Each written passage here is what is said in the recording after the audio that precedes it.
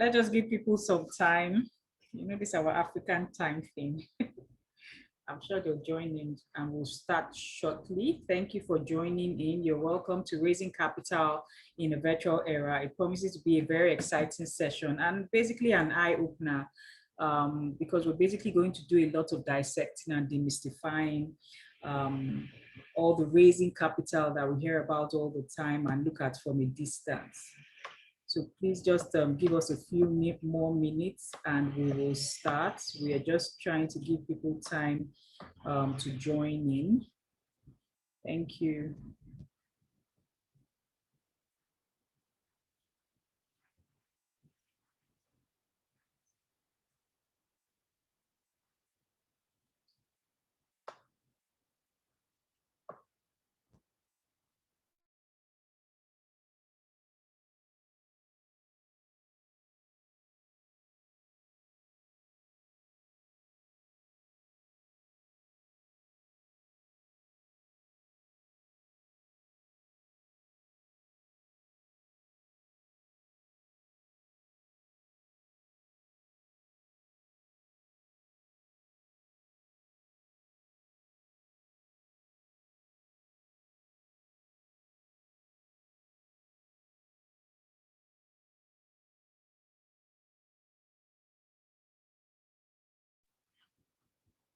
Okay, we start in exactly 4 minutes. Immediately, it is 12:15.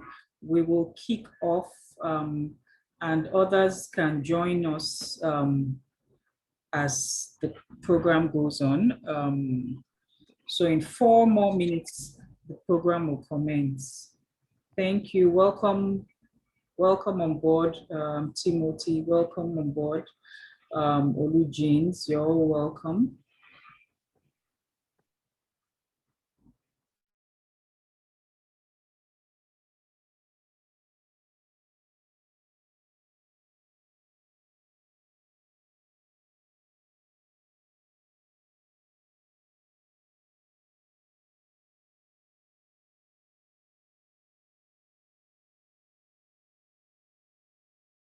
What was it? You're welcome, sir. Welcome on board, sir.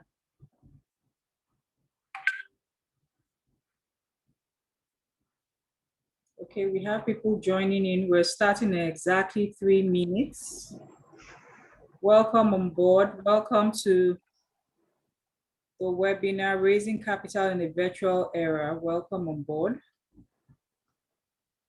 Please mute your mics as you join in. Thank you very much. Welcome on board.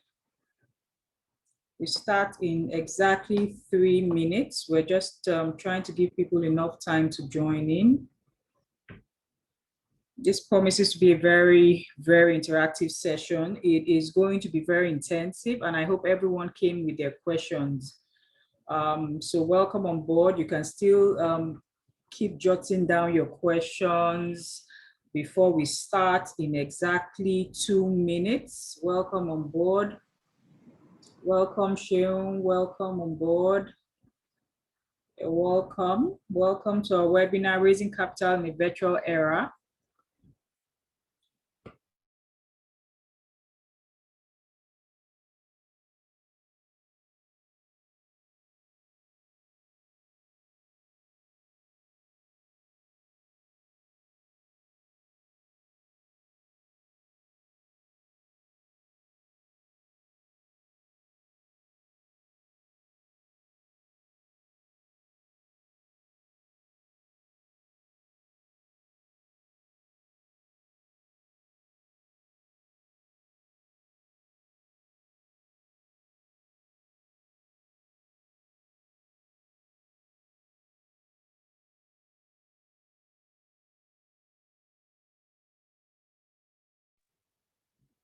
We will start in exactly 1 minute while others join in. For all the others, thank you for taking out your time to come and brainstorm and learn and discuss and rub minds. You're welcome on board. We start in exactly 1 minute. Thank you.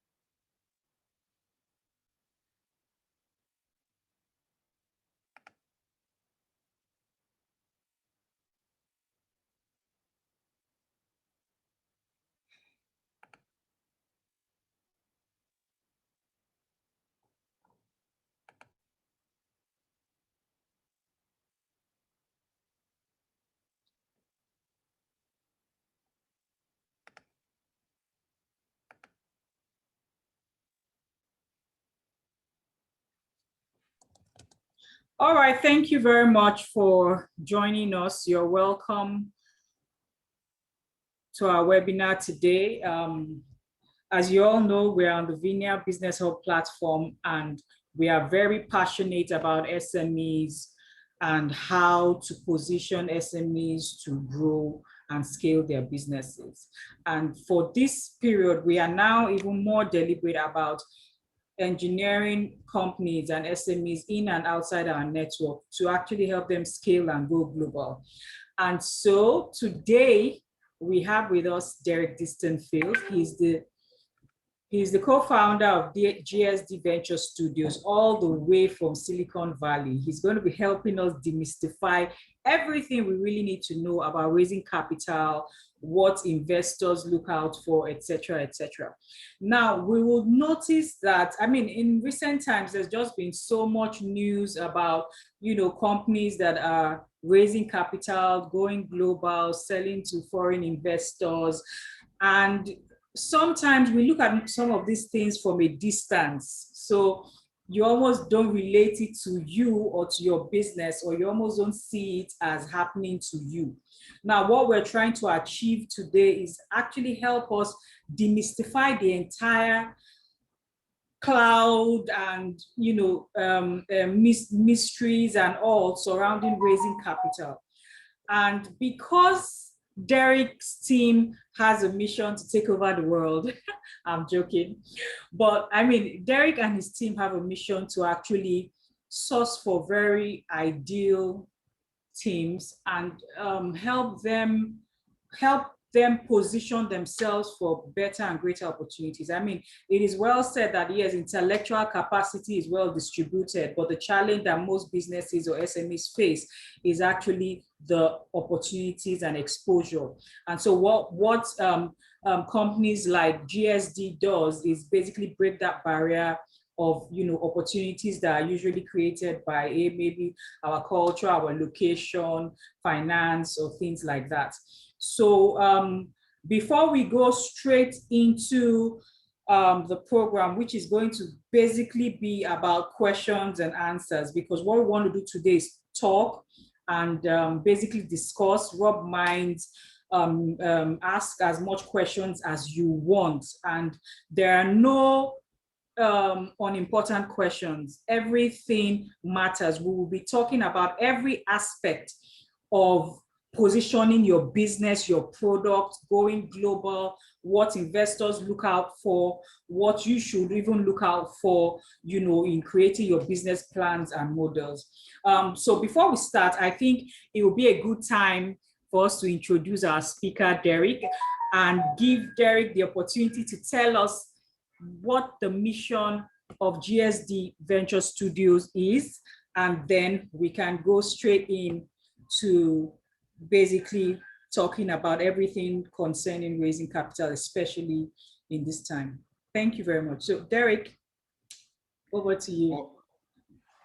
Thanks so much, Peggy, and thanks so much, everyone, for joining today. The one thing that I know is that time is one of the most precious resources that we all have, and so I'm humbled that you took the time to spend with me.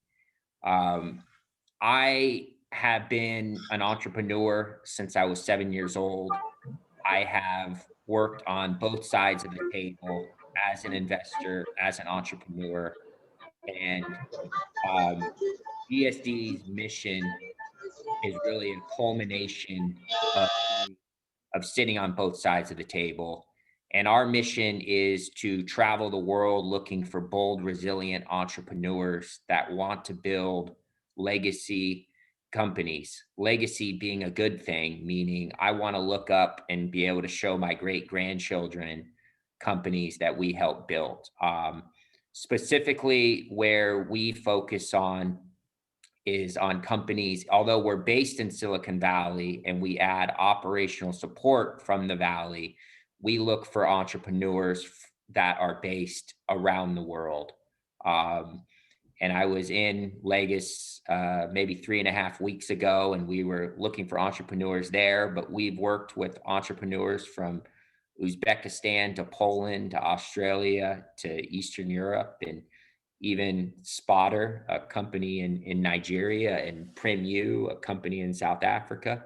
And so, like Peggy said, we believe that intellectual capacity is evenly spread throughout the world.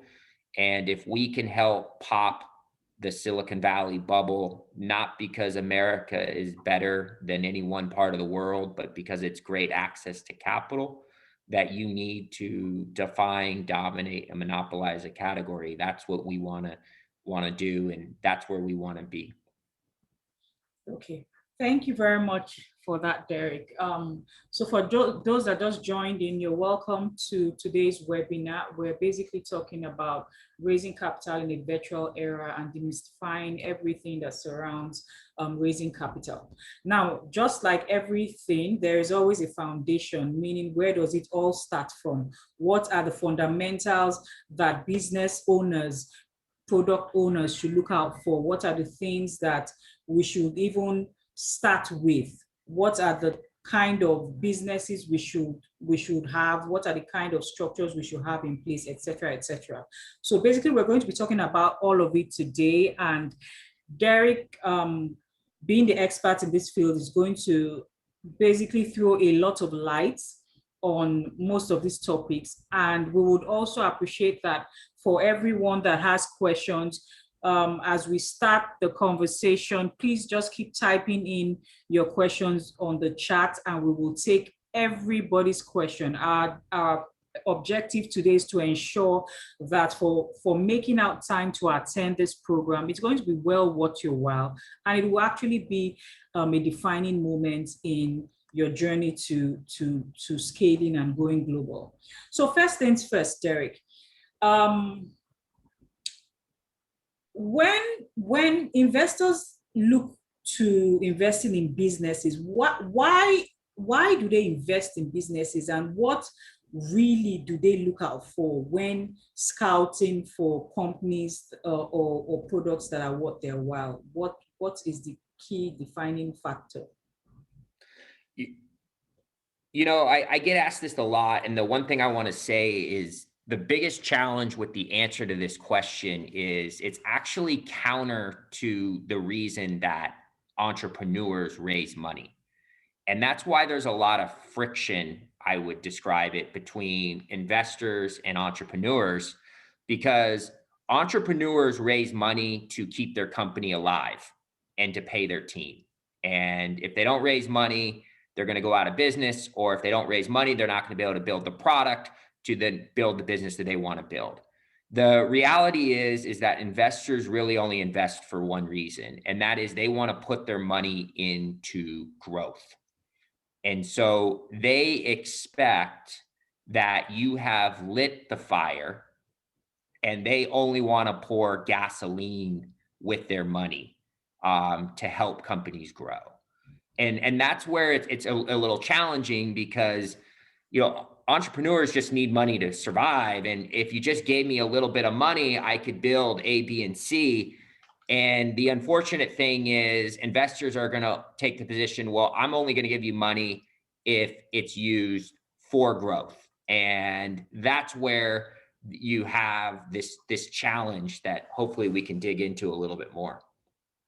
Okay, so people usually use the word scalable business model. I mean, they say, oh, when you're trying to build a business or when you're trying to create a product that you want people to either take seriously or invest, that it must be scalable. How do you even think of, so how do you as an SME test your system or product to even make sure that it's scalable in the first place before you even talk of the business processes and all of that? Yeah, you know, I agree that a business needs to be quote unquote scalable, but I think that at the earliest stages, the first thing you need to do is make sure that you've identified a problem. And you should start in a small problem set. You should start small, but then you should also think big. And so that big means there should be a large market that is eventually associated with that problem. And then you should figure out how to solve that problem and develop evidence of it. You know, from seed to A round, I don't think that there's a huge, scalable concern. I think after an A round, you'll get there. Now, certainly there's things that we look at. Are the financials scalable, which is why you see so many companies in the US that are SaaS based, because that's a scalable business that investors can easily wrap their head around. But, Facebook was a Florida LLC when it first started. Strange legal structure, was kind of built in a dorm room, was not scalable. But what they had was growth. And if you can grow, you can then get the capital that's needed to go back and scale it. But I would, at its earliest stage, look at identifying a problem, get data to ensure that problem exists, and then just confirm that eventually the market is large enough where you can impact 1 billion people. That's interesting. So, I mean, you made mention of the fact that when trying to attract, especially the right kind of investors, you actually have to have a unique value proposition. It just can't be what everybody else is doing. How much of a differentiation factor do you have to have? So must it be so different, or could it just be something very minute? How do you even tell? I mean, because if you, for example, giving a product A, and then all I basically can add to it is A plus. So how do you determine to the extent of differentiation when you're talking about the product? Yeah, I mean, it's a very good question, because every day I meet an entrepreneur and he'll tell me, or she will tell me, that this is the best in the world at doing A, B, and C. And oftentimes they're right. And I think the bar really isn't to have the best feature or the more benefits than anybody else in the industry. The bar is that you are providing a solution that the user, whether it be enterprise or consumer, believe is 10 times better than what's on the market today.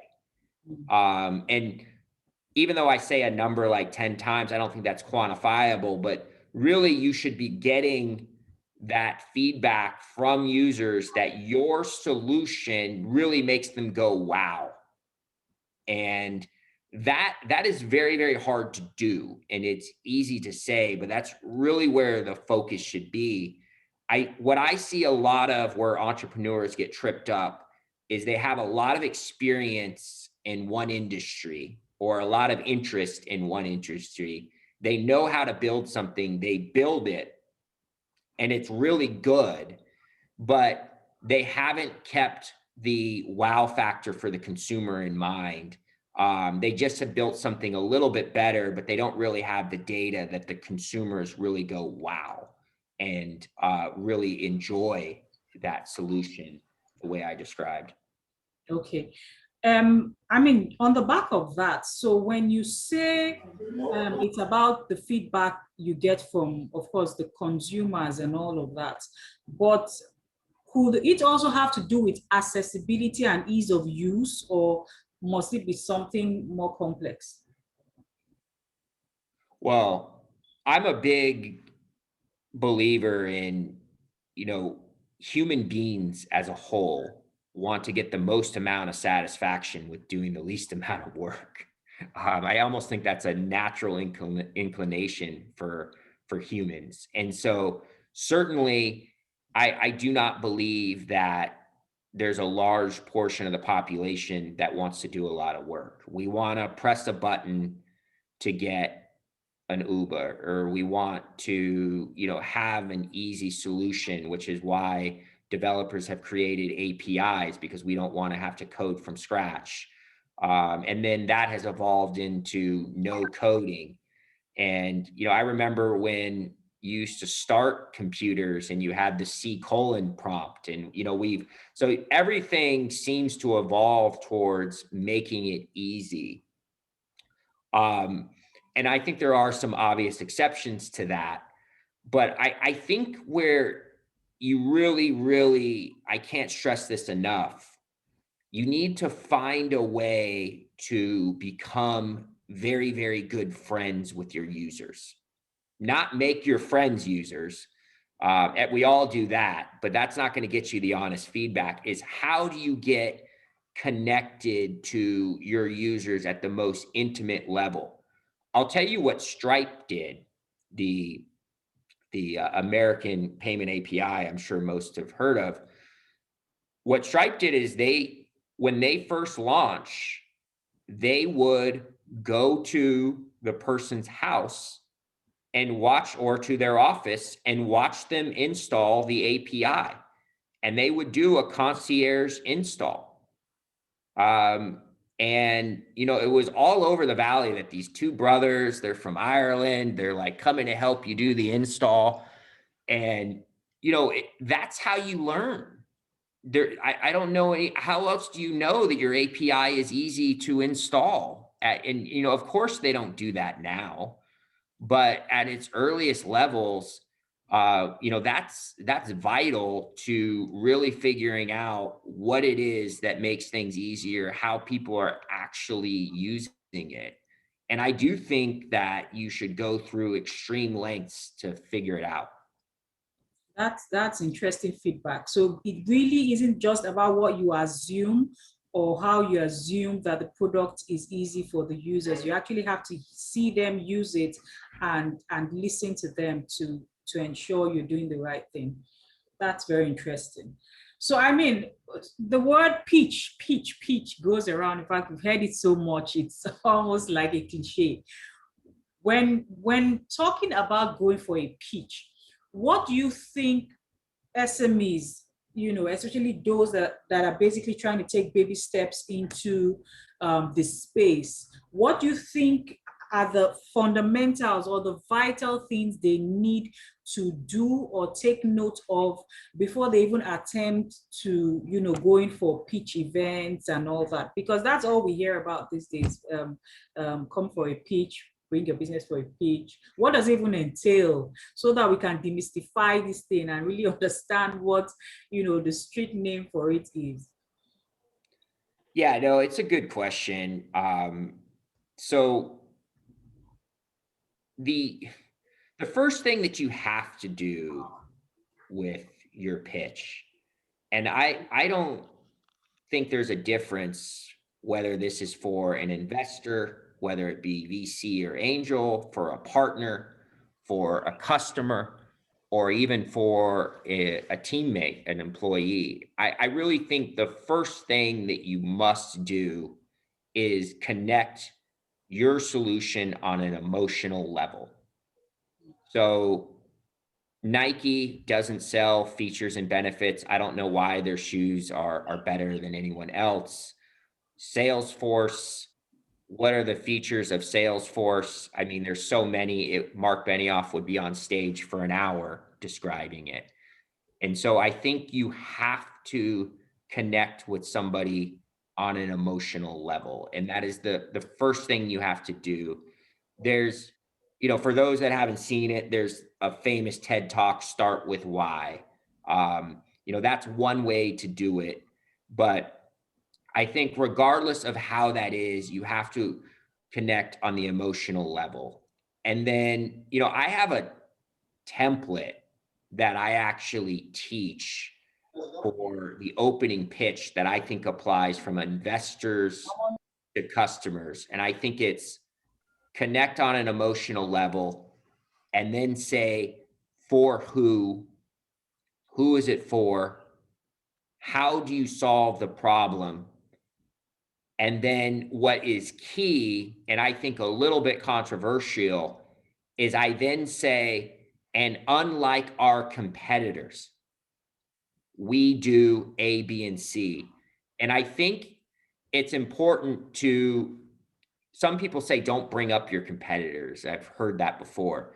But I think every time you see a product, a service, or a solution as a user, you are already comparing it. So if you see a Ferrari drive down the road, you're going to compare that to a Lamborghini. Or if you see a pair of Levi jeans, you know, you're going to compare that to another pair of jeans. And so it's very, very risky if you let investors connect the dots, or you expect customers or partners or employees to connect the dots.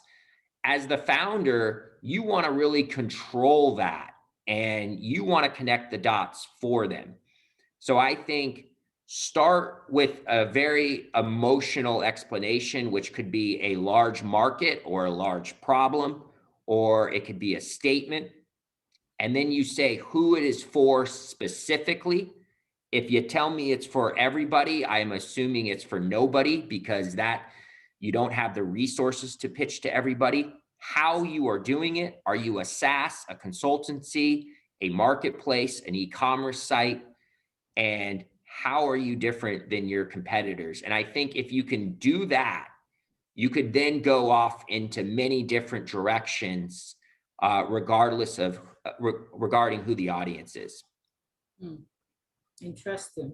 Now, when companies go to investors, there's so much that, well, I say there's so much emphasis on who the team is.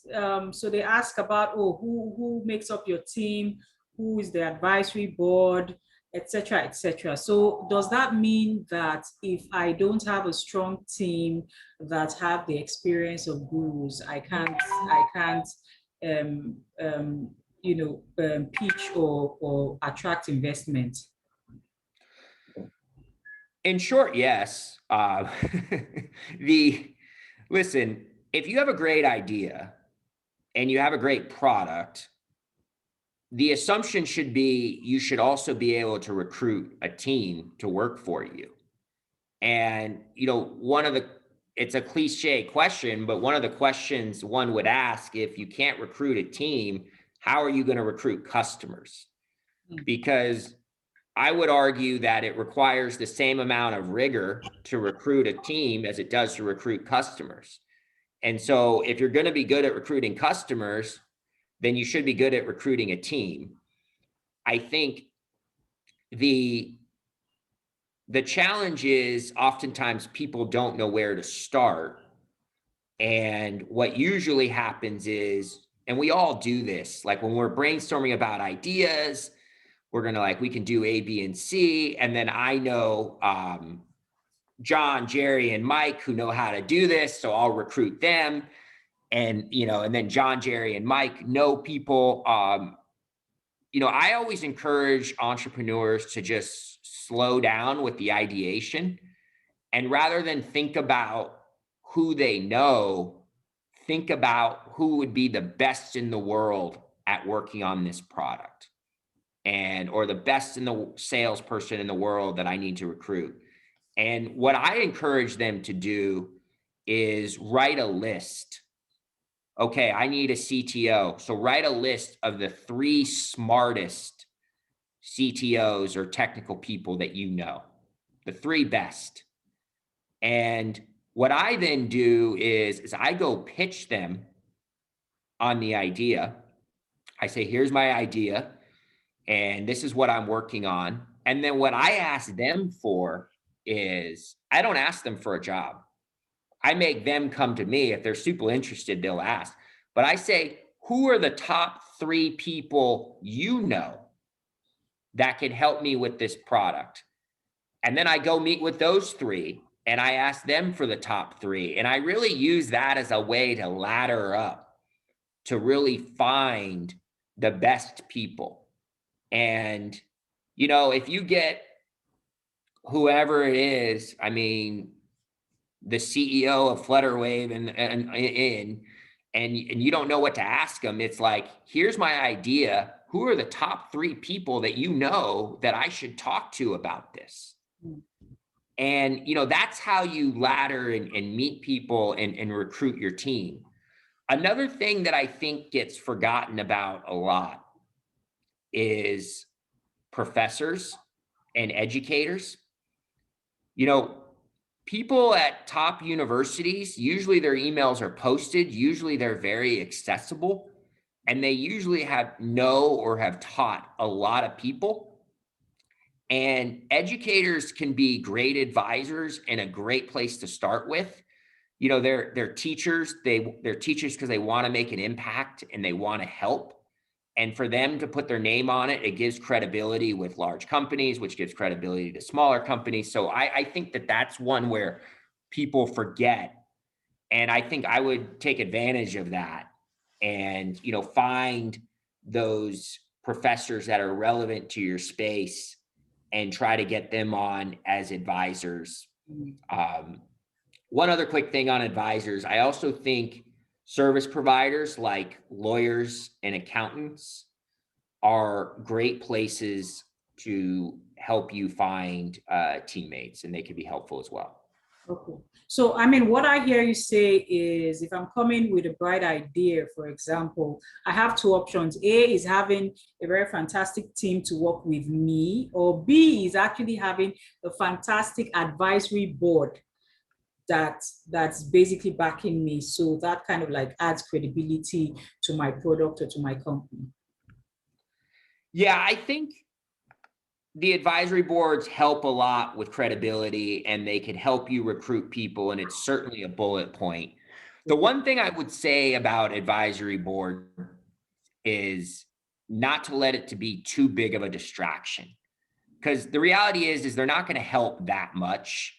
So I would, you know, come up with a template where, you know, I meet with somebody, I discuss them, I ask them for 3 introductions.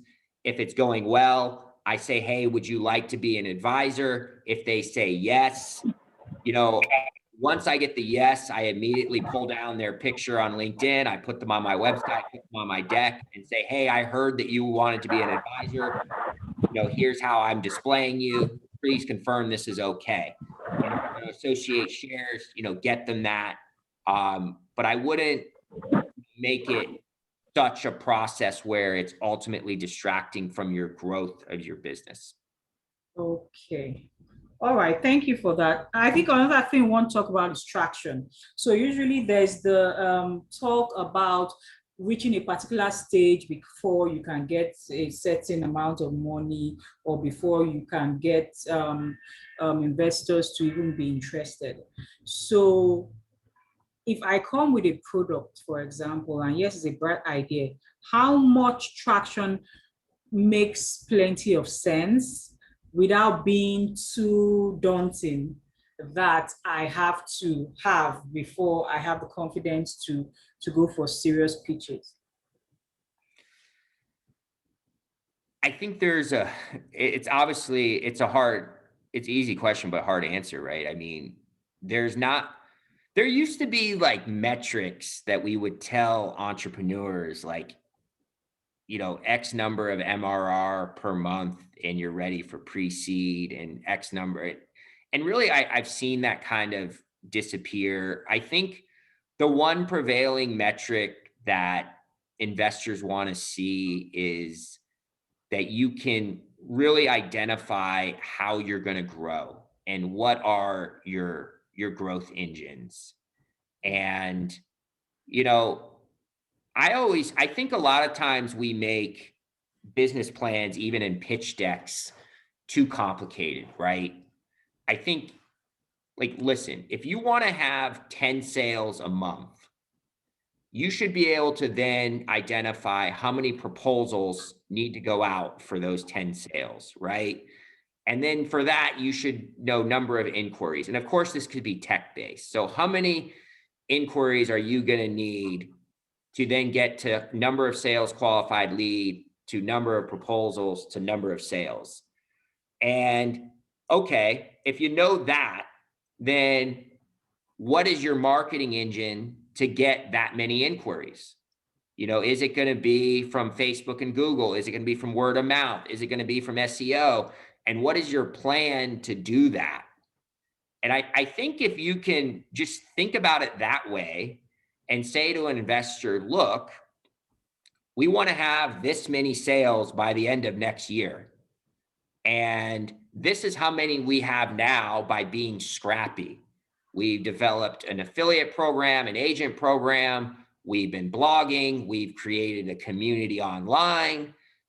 We've done a little bit of Facebook testing, but we know that if we have X number of dollars per month, we're going to get this many leads, which is going to lead to this outcome.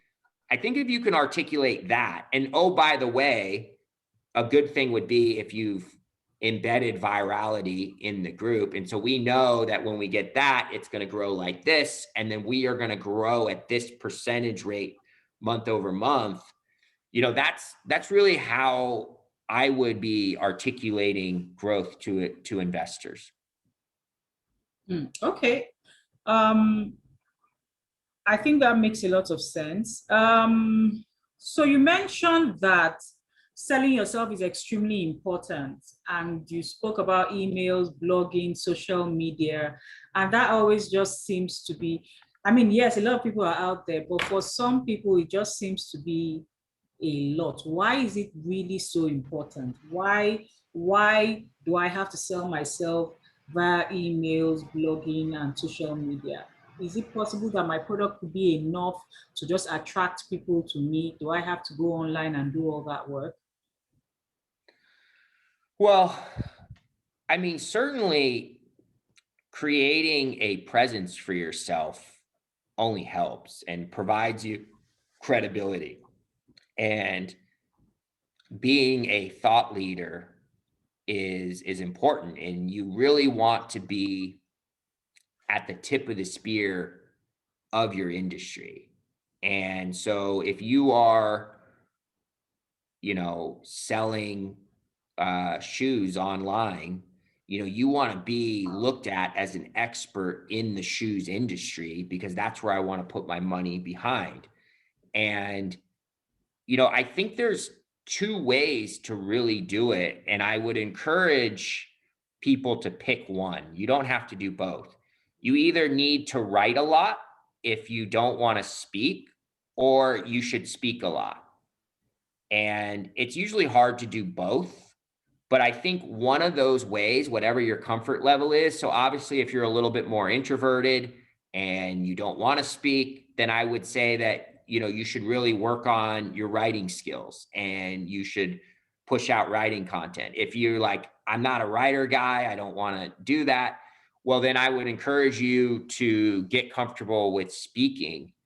But I do think that whenever you're selling to investors, to consumers, to educators, you're really selling three things all in parallel. You're selling your product, you're selling your company, and you're selling yourself.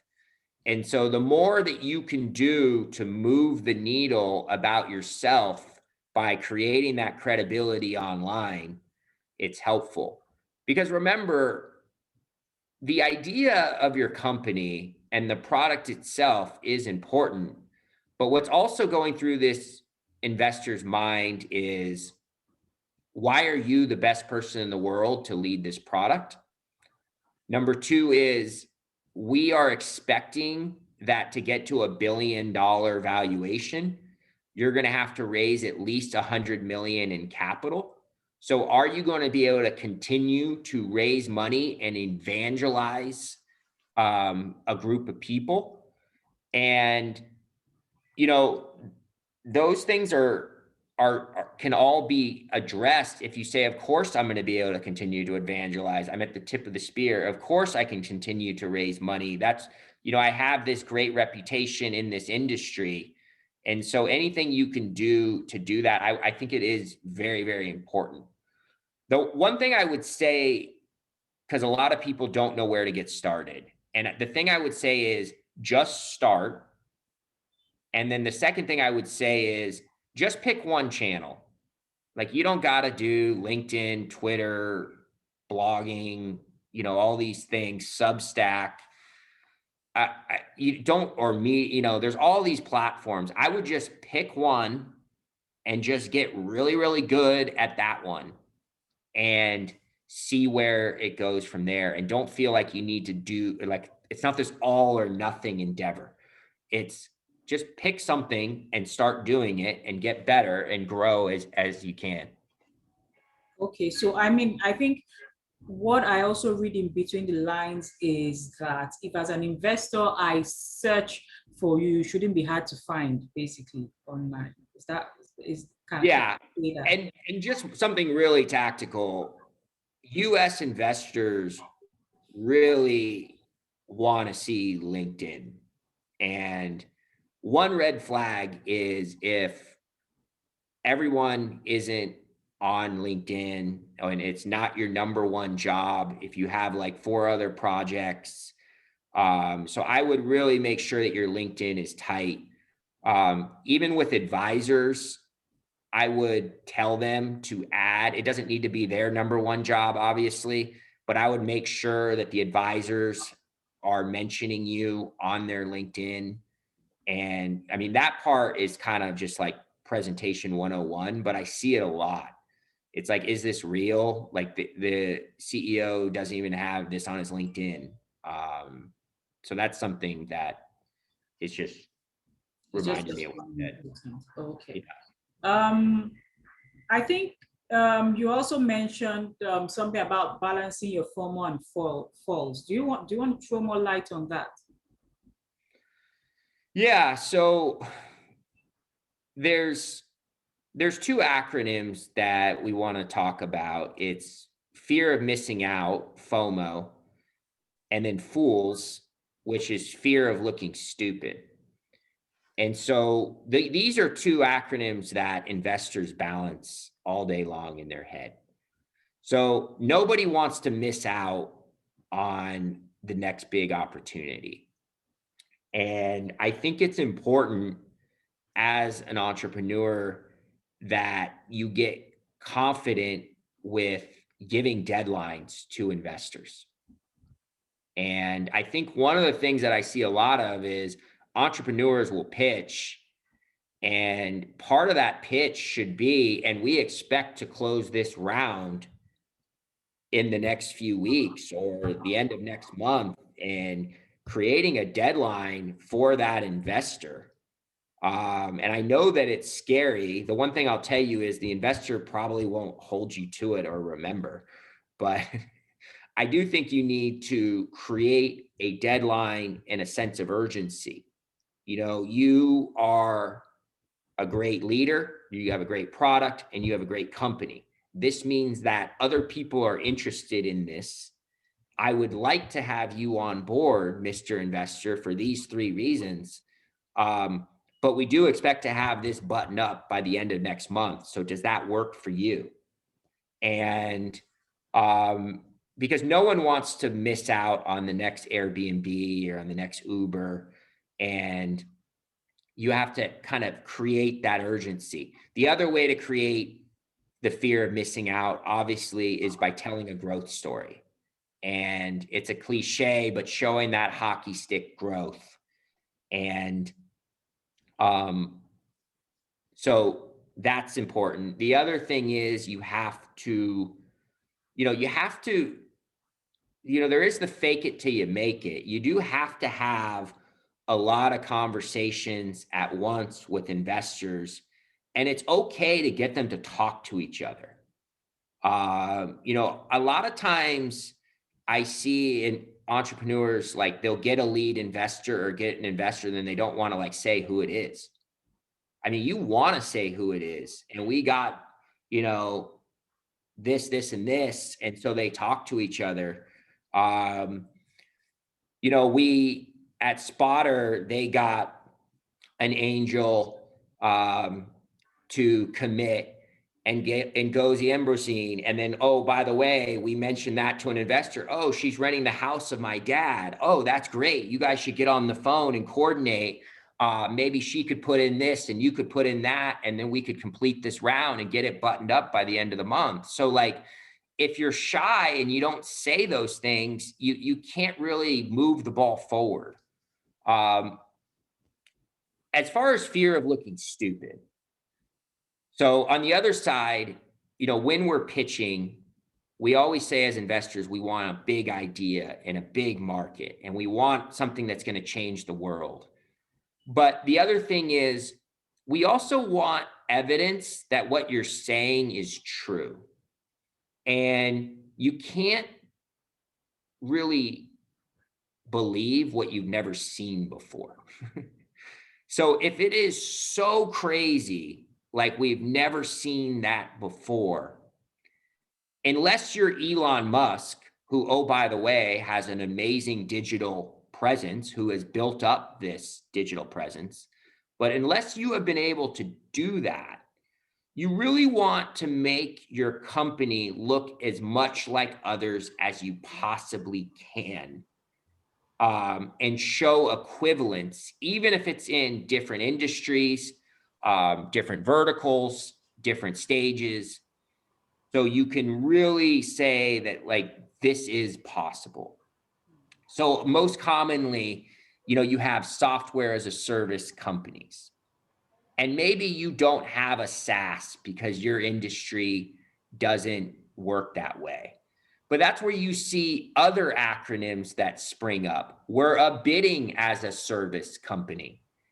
So again, it's a completely different business model, but I found an equivalent. Oh, software as a service works. Then of course, bidding as a service works, or API as a service, or picking up people as a service, like finding those equivalents. The other things, when you're designing your website, look at the fastest growing companies and look at what they're doing and make your website, don't copy it, but make it look like theirs.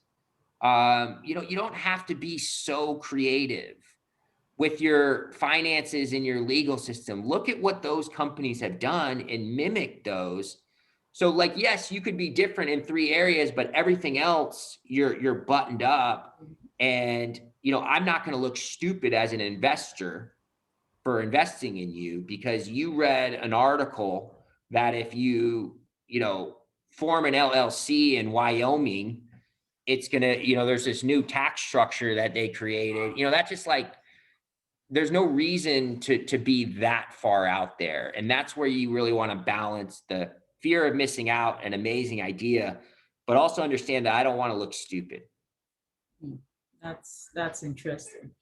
I mean, this has been very informative, and we have learned some of the tips and tricks, but I guess now it's time to ask the questions as they affect us, and areas that we still need clarity. So the floor is open for those that want to ask questions. I guess maybe to make it faster, you can just lift up your hands. For those that have sent in their chat. So someone is asking that, do we still have angel investors who fund great ideas that are not yet product? So it's just an idea. I don't have traction. I don't have anything else. I just have this grand product that I want to pitch. Do we still have people that can believe in what they have not seen yet? I think that's what this question is speaking to. Yeah. So what immediately comes to mind is, it sounds like this is somebody who has a great product and a great idea. Where it seems they might be falling short is they don't have a team. Yes. And what it sounds like is, yes, I think you might be able to find an angel, but I think you would be better served putting together a team. I think, all founding teams, I think, should have a hacker, a hustler, and a hipster. So a guy that does the engineering and the coding, a guy that does the business part, and then a guy that does the design. And so I would encourage that person to build that team out, get perhaps a little bit more traction, and then go to an angel. If not, what you're really looking for is an angel based on relationships and someone that ultimately trusts you a lot. So if you want to go that route, I think you can, but that's where building up your digital presence will help immensely. And so it's where you decide to spend your time. If you build up your digital presence and you're known as the best engineer in the world at developing no-code robots, certainly I think an engineer can raise money by themselves. But I think an easier route would be to add a couple co-founders, get some efforts and success towards traction to validate what you built is good, and then go to an angel investor. Okay, I think that answers the question. But what I hear you say in response really is that even if he has just an idea and no product yet, but he still has to at least build a team to build some kind of credibility. Yes, or that's just a question. Yeah, absolutely. Okay, all right. So do we have any more questions? Please, you can raise your hand if you have a question, so you can ask your questions.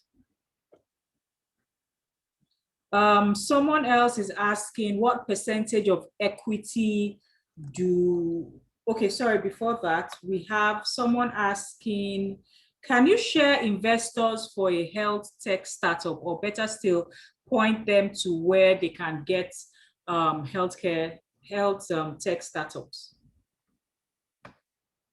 That's for someone with tech. Yeah, I mean, healthcare tech. Yeah, I mean, so one is just kind of for everybody, and also this person, I put my link tree in the chat. I think everyone has it, and it has all the ways that you can follow me on social.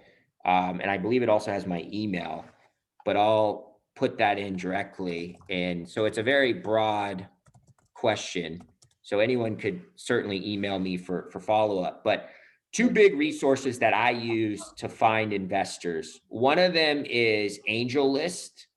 I do think AngelList is a great resource. So angellist.co.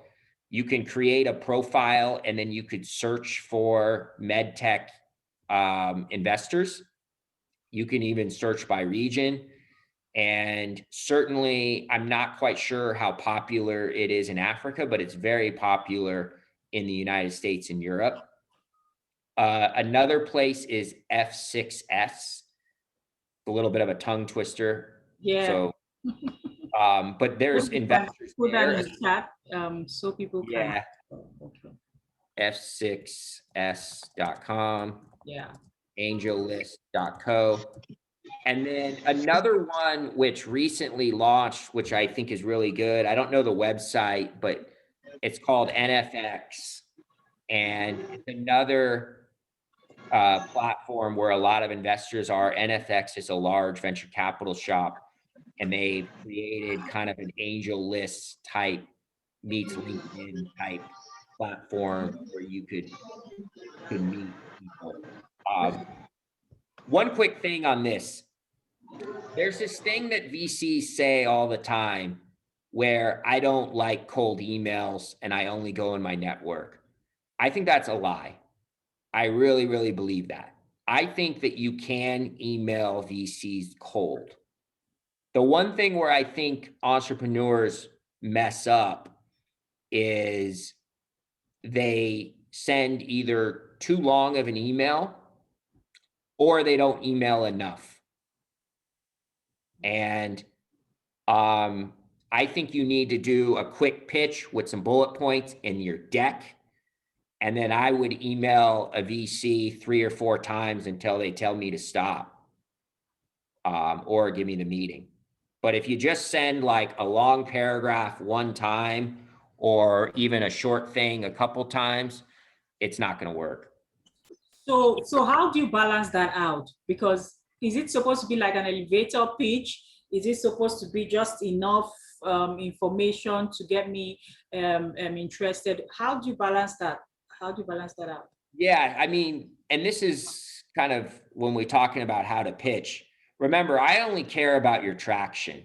Like, you could be selling underwater basket weaving lessons, and if you're growing fast enough, I'm interested and I'll take a look. So the first thing is I would make sure the investor can invest in you. Is this a stage? Are you to the right stage and the right vertical for them? So look at the thesis so you're not wasting their time and asking a tech investor to invest in a restaurant or something like that. But what I would do is I would do a quick emotional component And then I would say, and we are growing fast. Here's 3 or 4 bullet points that supports that claim. And then I would say, and here's our deck.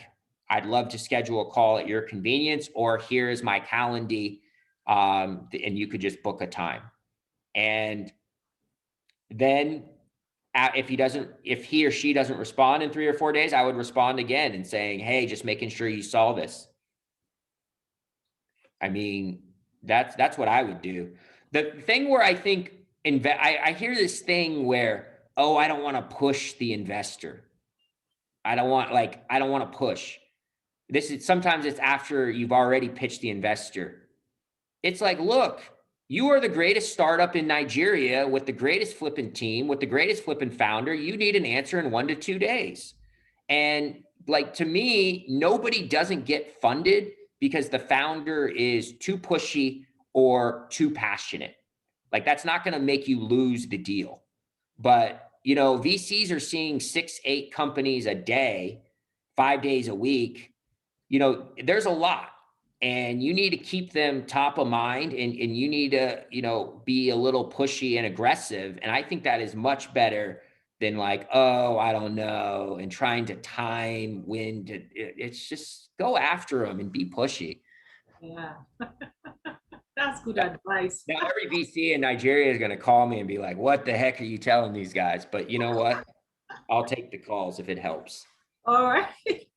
Okay. Someone else is asking, what percentage of equity do investors, normally target? So if I'm coming to pitch and I actually want to give up some portion of my company, what should I mentally prepare myself, to give up? So I'm new in Nigeria. What I would say in the US, your largest dilution stage is typically your A round, which is between 20 and 30%. And so that's, where your biggest dilution. And so really before then, it's on a case by case basis. So, if you look at like what YC does, that's a decent indicator. I think they're taking 7%, but they're also only valuing the companies at a few million, at like 6 or 7 million. So it's a little bit, it's a little bit of a tough question. I would say that as an entrepreneur, your goal should be never more than 20% per round. But I also think at the earliest stages, your goal as the founder is to keep your company alive at all costs. And the dilution challenges don't matter if your company makes $1 billion. It matters if you're going to have a small or a medium exit. But my point is, if you're a first-time entrepreneur, okay, so maybe you're not going to make a couple $1 million. You'll make a couple million less because you had to dilute, but you got that on your resume and you can go the next time and you'll be able to say, I've had an exit that generated this, and you could use that as a stepping stone.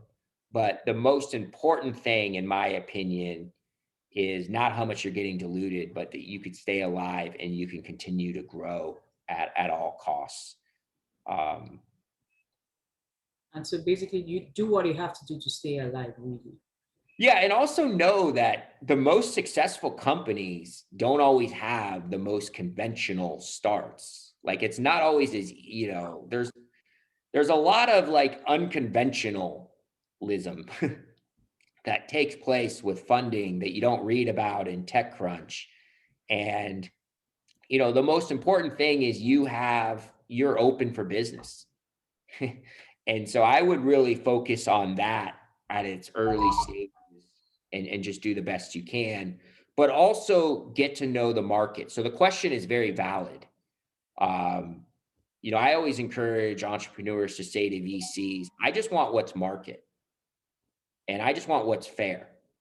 And, you tell me, Mr. VC, because you see more deals than me, what is market for this and what is fair? Because I want a win-win deal, and I want you to be incentivized to give me money, but I need to be incentivized to stay in business. And I think if you can have that discussion, it's really easy to validate what that potential investor is saying to you. I mean, you almost make that sound like it has to be like a trust relationship, because if you're even asking the investor to be fair, there has to be some level of trust to believe that he would have your best interest at heart, isn't it? Well, yeah, remember FOMO. I'm the best startup in Nigeria. I'm the best founder with the best team. I'm looking for investors that I can have a win-win relationship with. And at least in the US, because we get divorced so much, statistically speaking, you're going to be working with this investor longer than you're going to work with your wife or husband. So, it certainly should be a marriage. And of course, we've all been in situations where we just need to take the money to stay alive. But I think you should approach it from a point of confidence that, like, look, I want to work with you. And, you need to be incentivized and you need to make a lot of money, but I need to be incentivized too. And if you take all my equity away, I'm not going to work 150 hours a week for a company that I have a 0.5% in.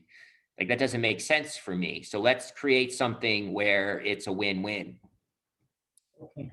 Now, I mean, I'm sure that a question in some people's minds, especially those basically even trying to understand the space and trying to reach out for the first time.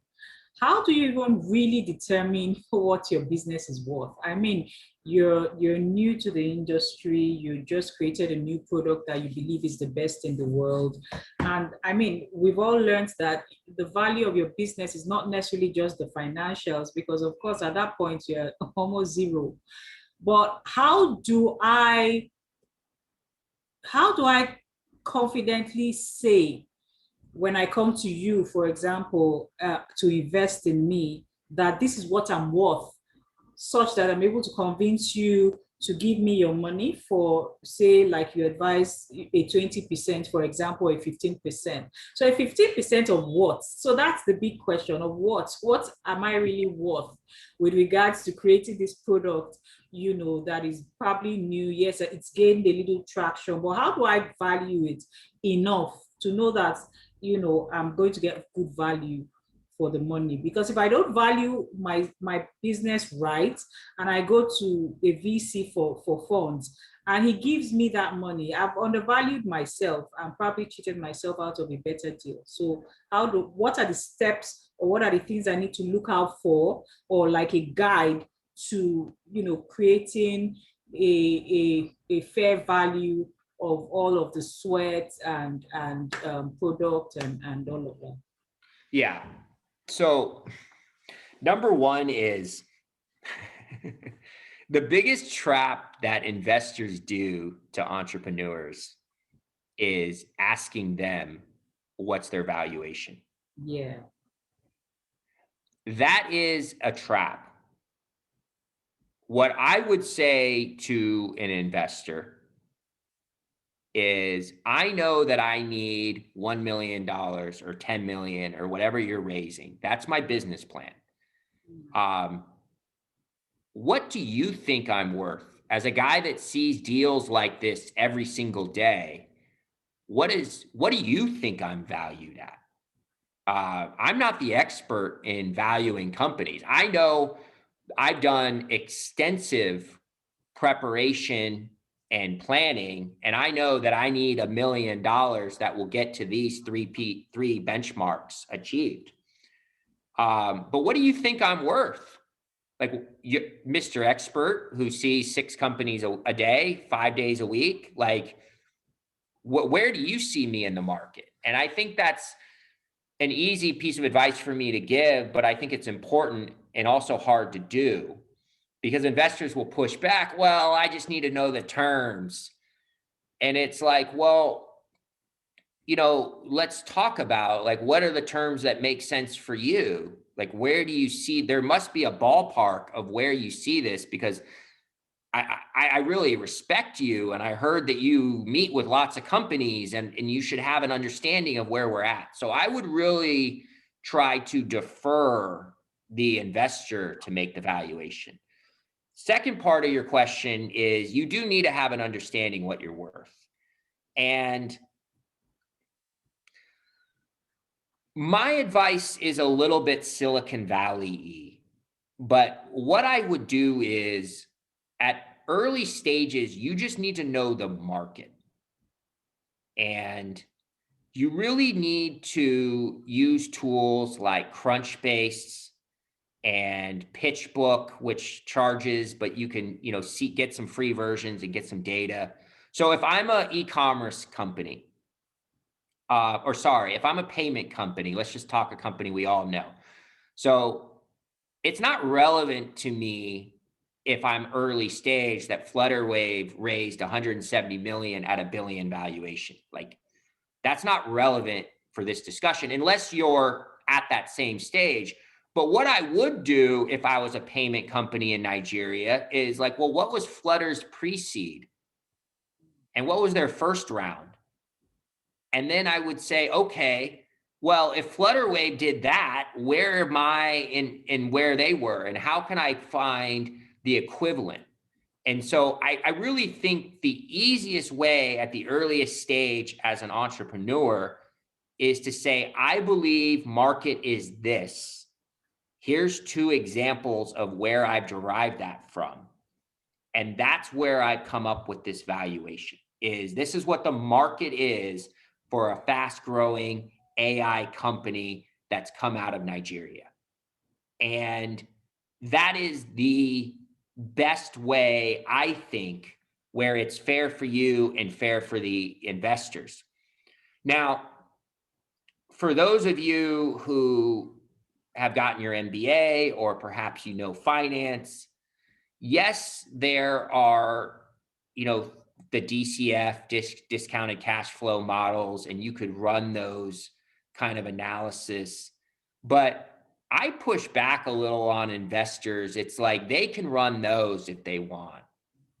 I just know what the market is, and I want to do what's fair, but I'm also open because you guys are the experts and you see more deals than I do. It's not my job to know, every single company. It's your job to know as the entrepreneur what you need to grow like a rocket ship. And I would talk more about that and find the equivalence than try to get too fancy. At later stages, B round and more, you're actually done with the PowerPoint and you're 100% an Excel company. Like, you almost don't even need a pitch deck. You are all based on financial models. And depending on your vertical, at least in the Valley, you're looking at somewhere between 10 and 15x your revenue. And so, but until you're like going through spreadsheets with investors and not your PowerPoint, I would go for market. Okay. All right, that's fair enough. Do we have any more questions before you just basically give us some insights as to what your accelerator program does, so that for those interested, they can reach out to us later on. Do we have any more questions, please? You can raise your hands or type it in the chat. Any more questions? Okay, pending when anybody else has any more questions, I think maybe you want to give us like a brief description of what your accelerator program does for people, so people also know that, because people might still feel like, you've said so much and they are not quite sure where to start from and all that. And I know that your program gives a lot of guidance and builds capacity. So maybe you want to talk a bit on what that does, and then people that are interested can now reach out later and then we do the introductions. Yeah. So first off, thanks for taking the time, and I really appreciate the conversation and the engagement. Um, I think you guys can see my email and my link tree. You can connect with me on different social channels. Um, I am the co-founder of GSD Venture Studios, but I've been an entrepreneur since I was 7 years old. And so I will help anyone all I can. And if I can't help you, I will find somebody that will. Um, the Accelerator Gsd Labs is a 10-week virtual program for entrepreneurs and startups from around the world who have not entered Silicon Valley but want to, and want to use it as a port to the rest of the world. Um, the program has 3 stages. It's the get set stage. So the first part of the program is both myself and Gary Fowler, my co-founder, and 2 other members of our team will help you with your strategy, your pitch deck, your sales deck, your website, etc. Also part of that stage, we do something called Mentor Madness, which is rapid fire speed dating type sessions for entrepreneurs. Um, we also have a couple partnerships. We have a partnership with a data science school where we could give you data scientists for free. We also have a partnership with a US law firm. So if you wanted to become a US entity, you could, and you wouldn't have to pay for it. And we have other kind of softwares and mentorship programs that we kind of load you up with. The second part of the program is really the bulk of it, which is where we work alongside you to get product and fundraising traction. And, our roots is in operating. So this isn't about so much being educational, although that's a byproduct, but it's about being operational to help you get product traction and fundraising traction. And I always talk about the power of twos. We do that in 2 ways. One is with using our network, both from globally and in Silicon Valley, but then also is using digital hacks. So it's not one or the other, it's both.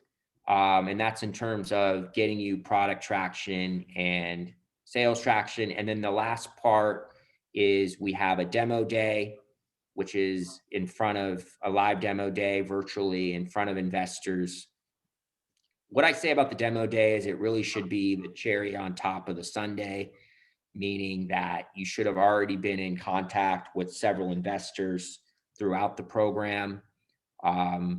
Last cohort, we had, well, at least the ones I tracked, 537 investor meetings with 10 companies. So it's a lot. You'll get lots of meetings. 3 companies got term sheets. 1 is going through deep due diligence. They're a robot company. And 1 got into a Procter & Gamble accelerator. The cohort before, 4 out of 9 companies got accepted or got term sheets. 2 got accepted into accelerators, 500 startups and another one. So, and I think it's a great program. I'm biased. I'm happy to chat about it more. If you click that link in the LinkedIn, or sorry, in the Zoom, there's an application. You could fill it out, and I'm happy to schedule a chat. The one thing I would say is that it starts the week of May 10th. So I'm not a high pressure kind of salesperson, but you do need to hurry up because there are only a couple spots available. So yeah, so thank you all very much, and please let me know how I can help you. And I think, I don't want to take words out of Peggy's mouth, but I think we're going to do this again. Most And so I think we'd all love to hear if there's additional topics for next time that would be more relevant or interesting. And we'd appreciate that too. Okay, thank you very much, Derek. So I'm sure we'll definitely be reaching out to you. So just like you have said on the back of that, we definitely will have a series because it's not a topic that can be completely dealt with in just one meeting. So thank you too for taking out time to throw a lot of light in some of these things we always look from afar and just think that it's not something that we can achieve. But I think a lot of what we have talked about today has opened our eyes to the fact that anyone can raise capital and be the next unicorn. You just have to be resilient and determined. And so I guess on the back of that, I would like to thank everyone for taking out of their extremely busy schedule to listen to us for over an hour. But I'm sure that we've all taken away from today. Please feel free to reach out should you have any more comments or questions, but you'll definitely be hearing from us again because we will do more of this. Thank you so much. And on the back of that, I'd like to wish everyone a very lovely day. Thank you. Thank you, everyone. Bye. Bye-bye. Yeah, thank you.